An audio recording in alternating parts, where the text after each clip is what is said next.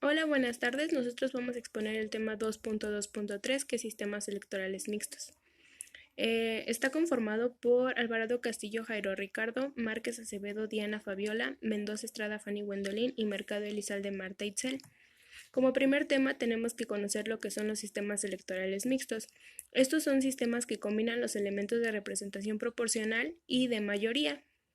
Los sistemas electorales mixtos pretenden la combinación del principio mayoritario y el proporcional, para así aspirar a una mejor eficacia, estabilidad, justicia y representabilidad de los ciudadanos. En México, por ejemplo, podemos decir que tenemos un sistema electoral mixto, ya que predomina el mayoritario. Para esto se utiliza en la Cámara de Diputados, en donde se eligen 300 diputados por mayoría relativa y 200 mediante listas de representación proporcional, de manera que el 60% de los integrantes de diputados se eligen mediante un sistema mayoritario. Una característica de todos los sistemas electorales mixtos es que tienen en común que un elector deposite dos votos, que uno sirve para el candidato de representación para el Distrito Federal y el otro para la lista de partido. De esto se desglosa el sistema electoral mexicano. En México es una república federal compuesta por 31 estados autónomos en su régimen de gobierno y un distrito federal. En este sistema está conformado por el Poder Supremo de la Federación, que se divide en tres poderes distribuidos de la siguiente manera, que es poder legislativo, ejecutivo y judicial. El poder legislativo es quien elabora leyes y lo ejerce el Congreso de la Unión. El poder ejecutivo es el que se encarga de que se cumplan las leyes y está ejercido por el presidente de la República. Y por último está el sistema judicial, que es el que interpreta las leyes e imparte justicia ante la población, y este lo ejerce la Suprema Corte de Justicia, el Tribunal Electoral de Poder Judicial de la Federación, los tribunales colegiados de circuito y los juzgados de circuito.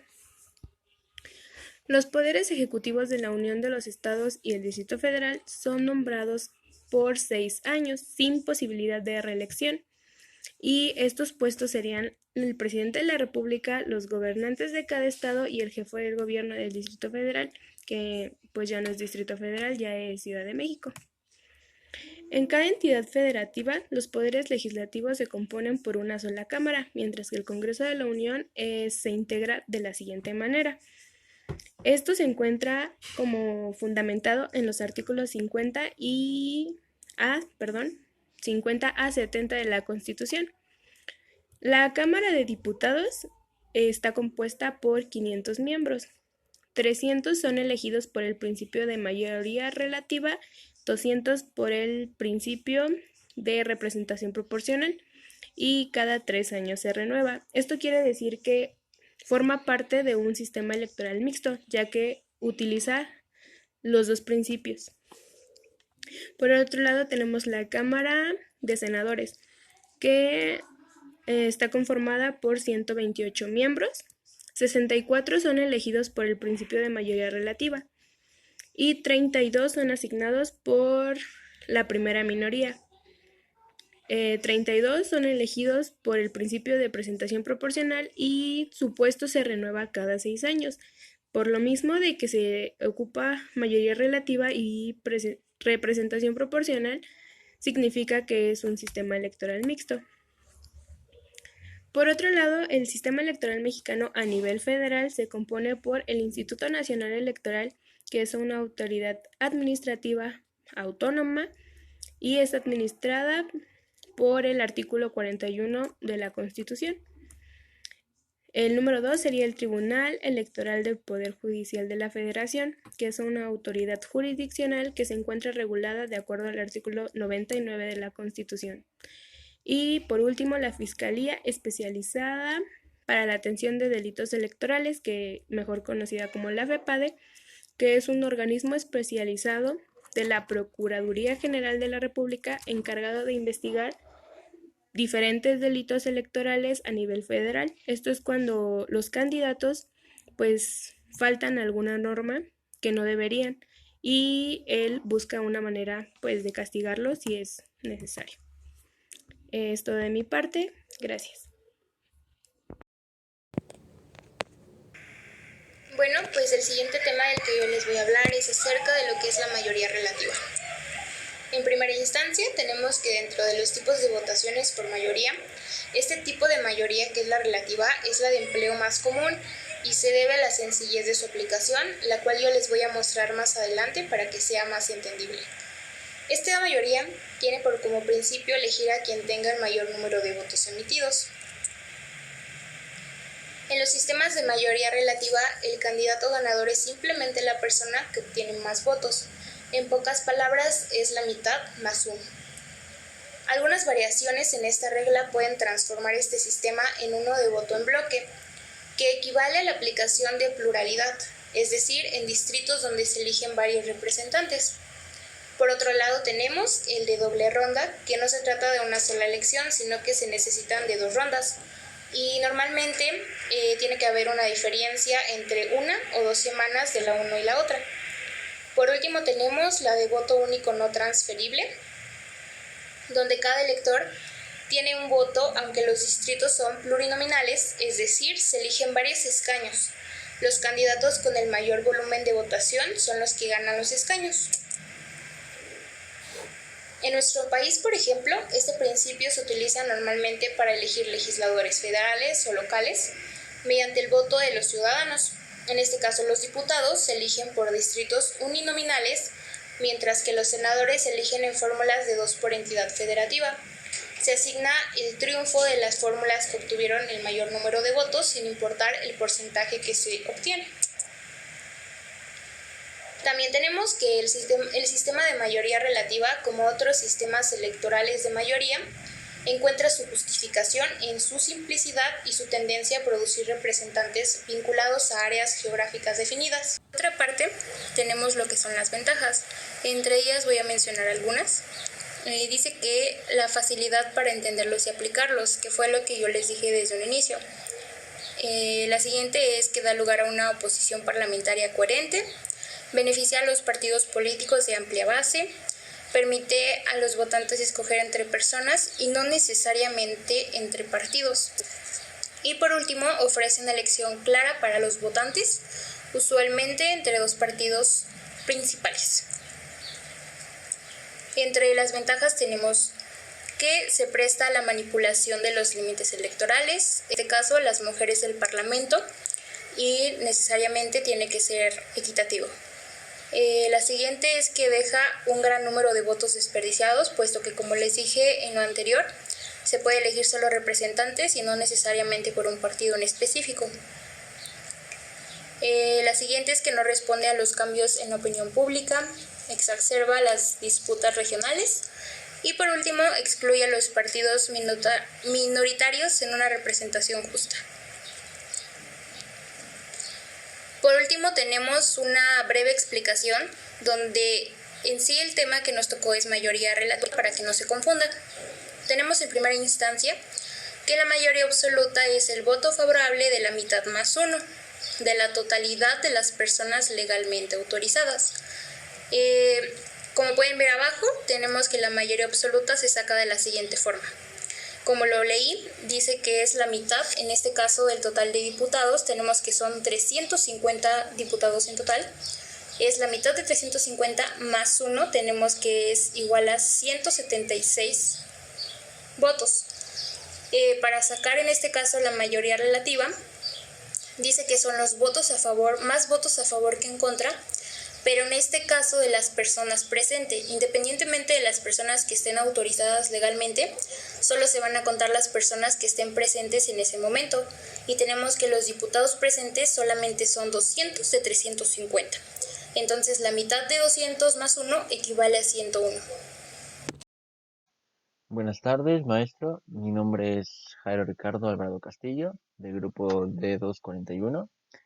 Y en lo que en parte me toca, voy a hablar sobre la representación proporcional. Y bien, vamos a empezar diciendo que la representación proporcional es un proceso electoral que esta va a establecer entre la proporción entre un número de votos obtenidos por cada partido político y sobre un número de sus representantes elegidos. La representación proporcional establece una correlación entre votos y cargos de elección popular, que se conoce como una doctrina de sistema puro o ideal. Este principio de elección proporcional está basado en la asignación de cargos de representación popular, tomando como base los porcentajes de votos obtenidos en un partido político en una determinada región geográfica. Como se puede observar en la imagen, está dividido los partidos políticos y los votos en determinadas zonas de la región. El objetivo de este principio principalmente es proteger la expresión electoral cuantitativa de las minorías políticas y, además de eso, garantizar su participación en la integración del órgano legislativo según su representatividad. Como por ejemplo, en nuestro país, México, este método de proporción se utiliza para asignar a 32 senadores en una lista nacional y a 200 diputados en 5 listas regionales votadas en 5 circunscripciones plurinominales, como en la imagen se presenta, que está dividido entre Cámara de Diputados y la Cámara de Senadores, y los partidos políticos y los dichos votos obtenidos. La asignación de los espacios de la representación proporcional en el Congreso de la Unión, diputados y senadores, por el principio de representación proporcional, se realiza a través de dos fórmulas matemáticas, que las siguientes son la cociente natural y el resto mayor, que estas están definidas en la Ley General de Instituciones y Procedimientos Electorales. En las entidades federativas, sus congresos también se integran por legisladores electos mediante este principio, que es el principio de representación proporcional, en conformidad al orden lógico que se expone del ámbito federal y local. Para la representación proporcional se propone la sistematización siguiente, que consta de 8 pasos, los cuales es la integración del órgano, el registro, el derecho a la asignación, la votación de asignación, las restricciones constitucionales y legales, la fórmula de asignación y la aplicación de las restricciones legales y por último la asignación de diputaciones. Empezaremos definiendo sobre la integración del órgano. Este tiene que ver con el número de representantes de elección popular por el principio de mayoría relativa y de representación proporcional. 2, que será el registro. El registro hace referencia a los requisitos que debe satisfacer todo ente político para registrar su lista o planilla de candidatos de representación proporcional. El registro normalmente se solicita acreditar que participa con un número determinado. 3, que sería el derecho de asignación. Aquí en el derecho de asignación, los entes políticos, o sea, los partidos políticos, para poder participar en la asignación de cargos de representación proporcional, deben de alcanzar por lo menos un umbral mínimo de votos, una barrera legal, en pocas palabras, que determina la ley.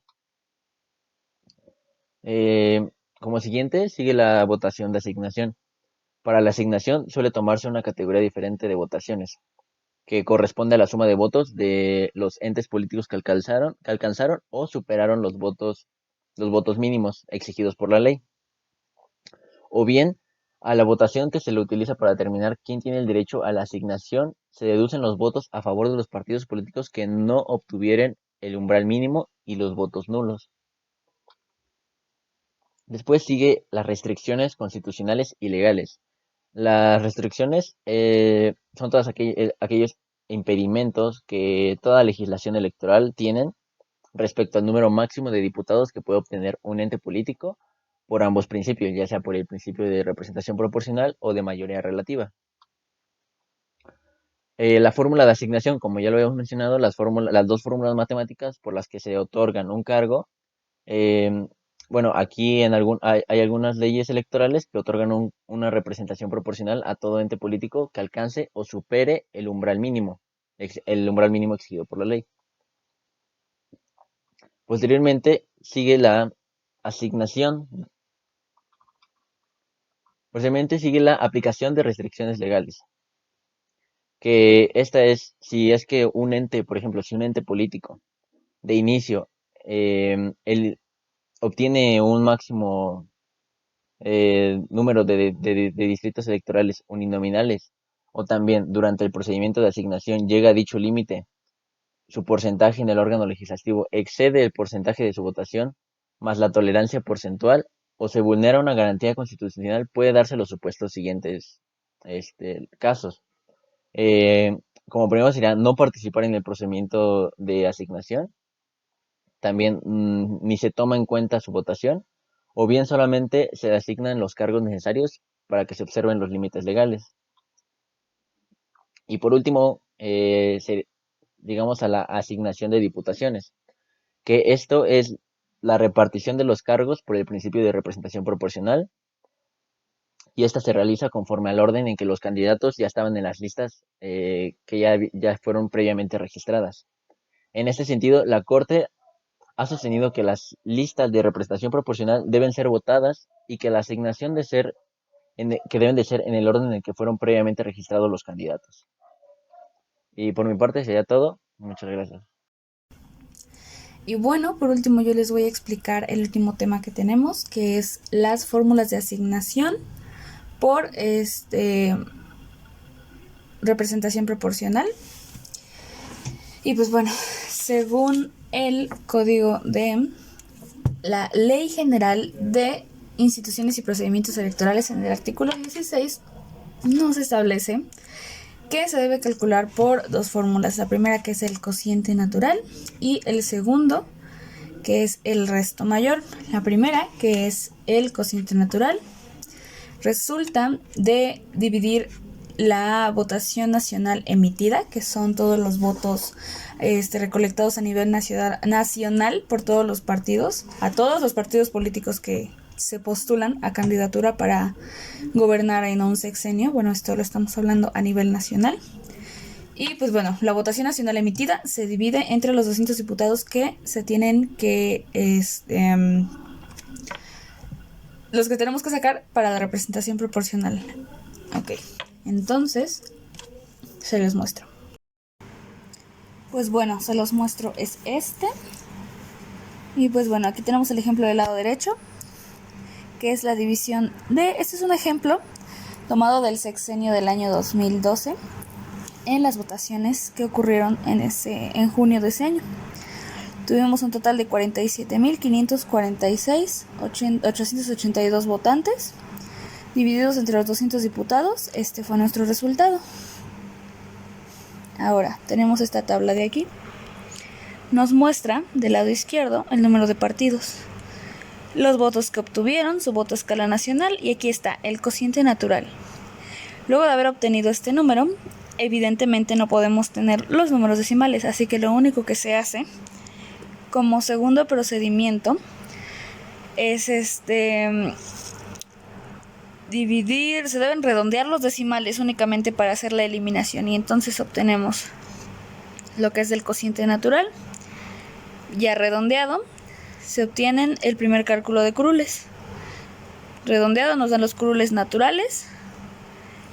Y pues bueno, ya tenemos un número total. En las curules naturales, una vez ya redondeado el asunto, nos da un total de 196 diputados a nivel nacional. Nuestra repartición debe de ser de 200. ¿Cómo obtenemos los últimos 4? Los últimos 4 se obtienen a partir de la selección de partidos que hayan tenido el mayor número de votos. En este caso fueron 4 en el año 2012. Fueron el PBM, el PRD, PT y Nueva Alianza. A estos se les asignó una curul. Y bueno, una vez asignada, ya está hecha aquí la asignación por resto mayor. Nos da un total de 4. Y una vez que ya tenemos los curules naturales, se suman con el resto mayor, que son los que fueron asignados después, y tenemos un total de 200 curules. El resto mayor es estos últimos 4 curules que se nos fueron asignados por los partidos que obtuvieron un mayor número de votos, puesto que el resto mayor se refiere a que son estos 4 curules, son los sobrantes a los que ocupamos para la representación proporcional, y lo único que se hizo fue repartirlos entre los partidos que asumieron el mayor número de votos. Y pues eso sería todo en cuanto a las fórmulas de asignación por el método de representación proporcional. Muchas gracias.